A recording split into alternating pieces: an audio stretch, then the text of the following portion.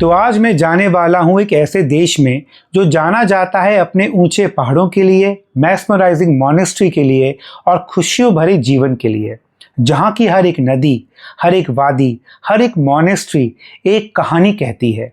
चलिए इस मिस्टिकल और सीरीन कंट्री को एक्सप्लोर करते हैं। The land of thunder dragon.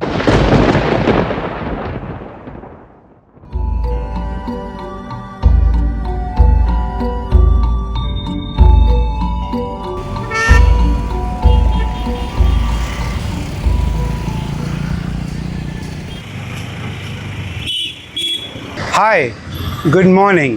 तो आज मैं जा रहा हूँ भूटान। अगर आप भूटान बाय रोड जाना चाहते हैं तो ये पॉइंट है जहाँ से आप भूटान पर इमिग्रेट करते हैं। इस वाले हिस्से को कहते हैं जयगांव, जो कि इंडिया का लास्ट सिटी है, और भूटान का पहला सिटी है फुनसलिंग। तो चलिए चलते हैं। वैसे इंडिया भूटान के 3 बॉर्डर्स हैं, पर सबसे पॉपुलर और टूरिस्ट फ्रेंडली बॉर्डर है जयगांव से। जयगांव के पास है सिलीगुड़ी, जहां आपको बागडोगरा में एयरपोर्ट और सिलीगुड़ी और न्यू जलपाईगुड़ी में रेलवे स्टेशन मिलेंगे, जो वेल कनेक्टेड है इंडिया के हर एक कोने से। आप चाहें तो फ्लाइट से भी भूटान जा सकते हैं, जो आपको डायरेक्टली भूटान के पारो इंटरनेशनल एयरपोर्ट पर लेकर जाती है। आप जब जयगांव से भूटान एंटर करते हैं तो आपको पेडेस्ट्रियन रोड के थ्रू एंटर करना होता है, जो कि एक शॉर्ट वॉक है, और आपका लगेज वाया टैक्सी जयगांव से भूटान में एंटर करता है, और आपको ये टैक्सी इमिग्रेशन के बाद मिल जाती है। Okay, right now we are here at the entry gate of Bhutan and India, and we have to walk from here to go through the pedestrian walk, and it's like 5 minutes. There we have like Indian police force and Bhutan police force, where they will check your voter ID and the passport. तो ये है pedestrian walkway, जहां से आप जयगांव से भूटान में enter करते हैं।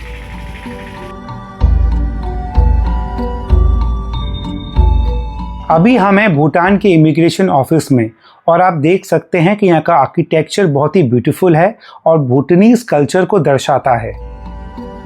Here we are going out and that's Bhutan.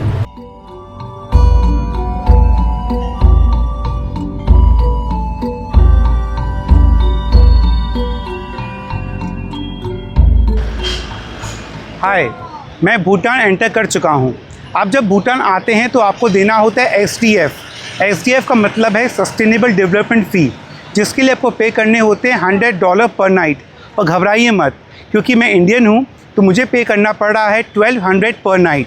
मैं यहाँ पर हूँ 5 नाइट 6 डेज़ के लिए, तो मैंने कुल पे किए हैं 6000।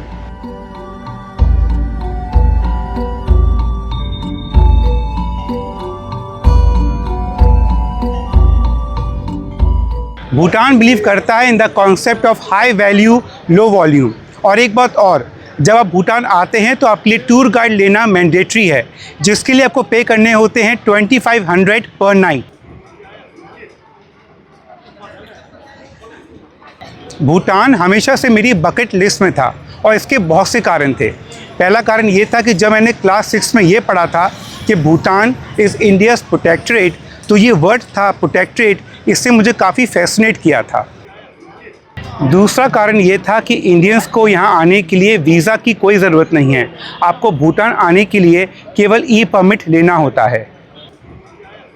और तीसरा कारण है कि यहाँ GDP नहीं, GNH मैटर करता है, ग्रॉस नेशनल हैप्पीनेस। यहाँ इकोनॉमिक्स के अलावा अदर फैक्टर्स भी कंसीडर किए जाते हैं। भूटान में इंडिया का मोबाइल नेटवर्क नहीं चलता, तो जब आप भूटान आते हैं तो आपको एक टेम्प्रेरी सिम लेना होता है। माई guide has bot me a temporary SIM. So ये है 2 SIM card. Okay. So this is the B Mobile. So we have 2 networks in our country. Okay. So one is B Mobile and one is Tasicel. ये है immigration office, जहां पर आप SDF यानी कि sustainable development फी पे करते हैं। क्योंकि भूटान के लिए गाइड मैंडेटरी है, तो सारी फॉर्मेलिटी बहुत ही स्मूथली हो जाती है।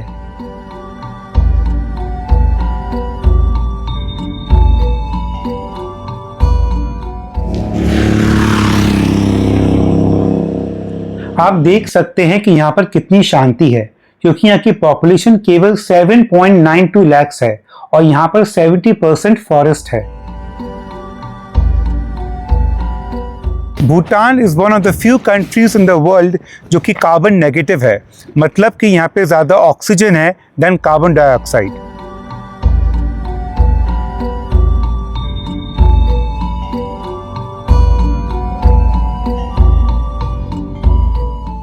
जब आप फुसलिंग से थिम्पू की तरफ जाएंगे तो रास्ते में एक जगह पड़ती है जिसका नाम है गेदू। वहाँ पर आपको ये 8 स्तूपा दिखाई पड़ेंगे। कुछ बताइए इस स्तूपा के बारे में, how are these important? So these are mainly showing the main events of the Buddha. So there are like 8 types of stupa, and if you look at the first one, it represents the when the Buddha was born. So when the Buddha was born, he was born from the right armpit of his mother. Okay. And during his birth, like right after his birth, he took 7 steps in 4 directions. So which is representing that there are 4 rings. Bhutan का ज़्यादातर ज़रूरत का सामान import होता है from India and other neighbouring countries और cost लगभग same है, एट पार विद इंडिया। जैसे कि पानी की बोतल इंडिया में 20 रुपीज़ की मिलती है, यहाँ पर भी आपको वो 20 रुपीज़ की ही मिलेगी। इंडियन करेंसी एक्सेप्टेड है चलेगा सर। यहाँ पे इंडियन करेंसी और इंडियन लैंग्वेज दोनों ही एक्सेप्टेड है।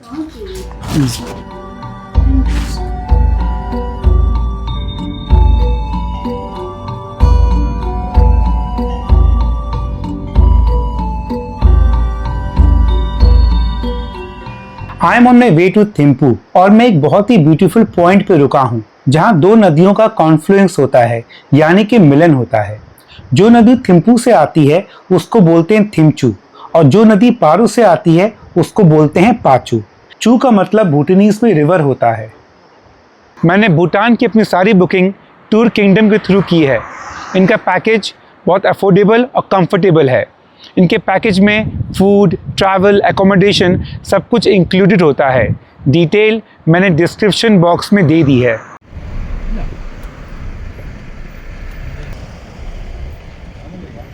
थिम्पू में एक अलग ही वाइब है जो आज से पहले मैंने कभी फील नहीं की।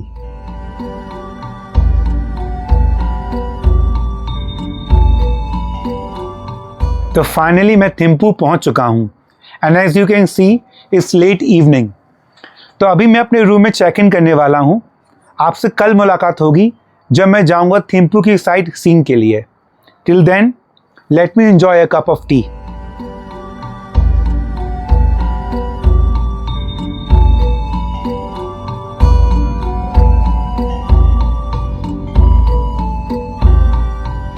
हाय, गुड मॉर्निंग।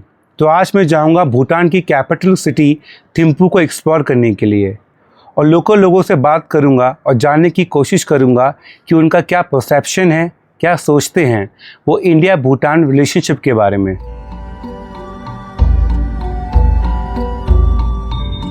तो लेट्स बिगिन द जर्नी।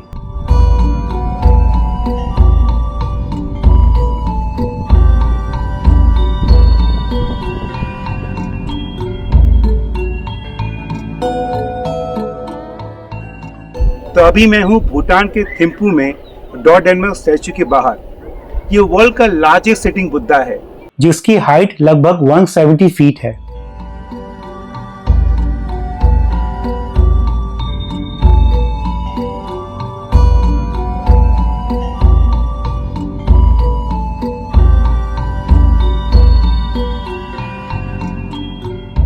ये जगह इतनी ज्यादा ब्यूटीफुल और मेस्मराइजिंग है कि इसको शब्दों में बयां करना बहुत मुश्किल है। ये आप यहाँ आकर ही एक्सपीरियंस कर सकते हैं।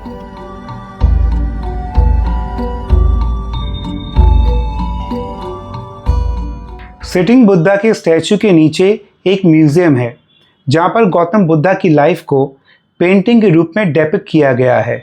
साथ ही यहाँ पर 1,25,000 मिनिएचर गौतम बुद्धा के स्टैचू भी हैं। भूटान में प्राइमरी एजुकेशन और हेल्थ केयर फ्री है। So what do you think about India? India is a very big country.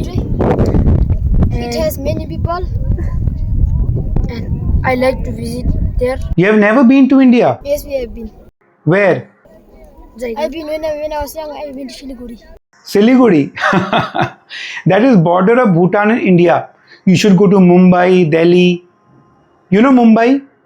Yes. And you watch Bollywood movies? Yes. Say something in Nepalese. Hi. Hi is for Nepalese. नमस्ते.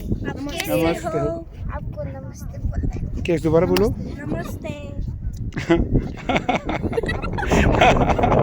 You do TikTok and you're feeling shy for YouTube. आपका नाम क्या है? मेरा नाम है गौरव. गौरव. Mumbai, India. India. या मुंबई. मुंबई से है. ये थिम्पू भूटान का एक बहुत ही ब्यूटीफुल व्यू पॉइंट है. आप देख सकते हैं कि यहाँ पर भूटान का पार्लियामेंट है, सुप्रीम कोर्ट है और किंग का पैलेस है, जो कि काफ़ी छोटा है क्योंकि भूटान की मोनार्की बिलीव करती है सिंपल लिविंग में. मैं हूँ अभी सिंपली भूटान में, जो कि एक लिविंग म्यूजियम है. यहाँ आपको भूटान के कल्चर और हिस्ट्री के बारे में बताया जाता है. साथ ही में आपको कुछ एक्सपीरियंसेस करवाए जाते हैं जो आपकी हेल्प करता है भूटान के कल्चर को अंडरस्टैंड करने में. तो चलिए अंदर चलते हैं. A warm welcome to Simply Bhutan. So Simply Bhutan is a living museum. Here you're free to take pictures and make video.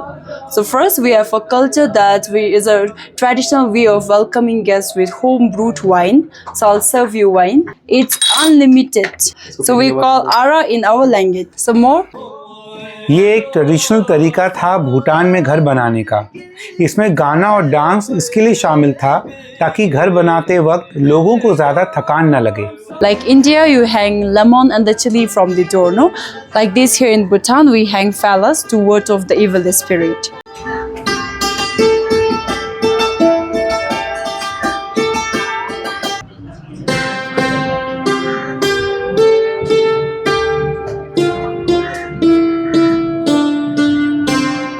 Well, I'll try. Yeah.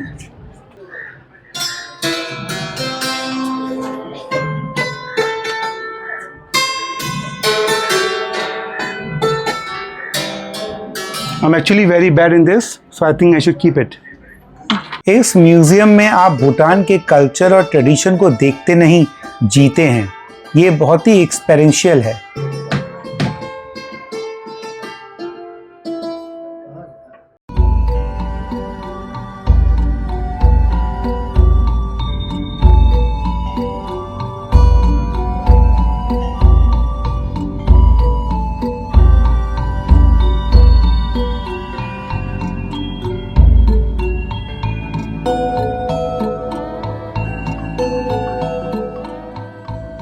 Butter tea और राइस बहुत सोलफुल और सिंपल थे और ये cultural show और लोगों की warmness overwhelming और अद्भुत.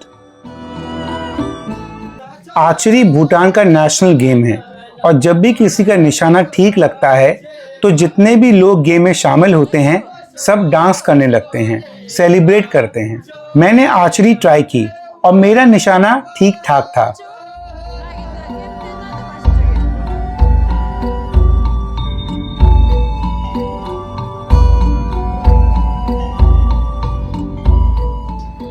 भूटान तिब्बत के इतना क्लोज है कि भूटान की फूड में तिब्बत का इन्फ्लुएंस होना एक नॉर्मल बात है. तो मैंने सोचा क्यों ना मोमोज ट्राई किए जाएं. मैं खाकर बताता हूं कि क्या है डिफरेंस जो मोमोज मिलते हैं भूटान में और जो मोमोज मिलते हैं back home in India.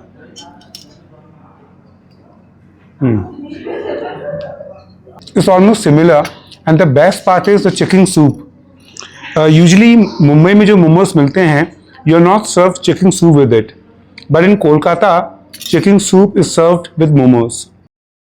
Bhutan में आपको फ्रेश प्रोड्यूस जैसे रेड राइस, चिलीज और ऑर्गेनिक वेजिटेबल्स देखने को मिलेंगी.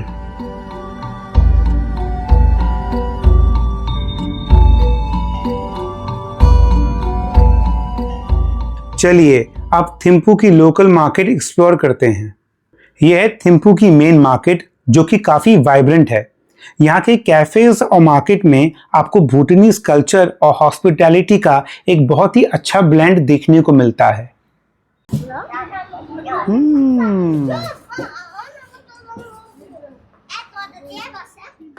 भूटान एक यंग डेमोक्रेसी है.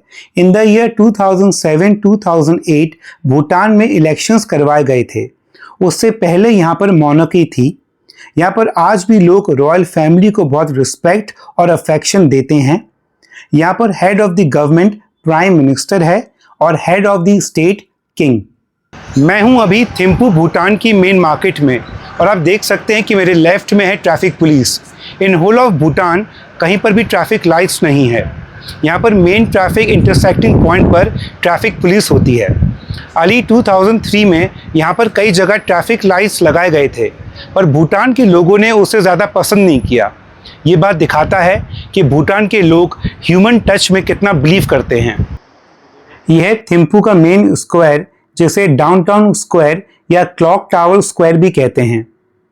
यह थिम्पू सिटी का हिस्टोरिकल लैंडमार्क है। आप देख सकते हैं कि यहाँ पर बहुत ही ब्यूटीफुल एम्पी थिएटर भी है।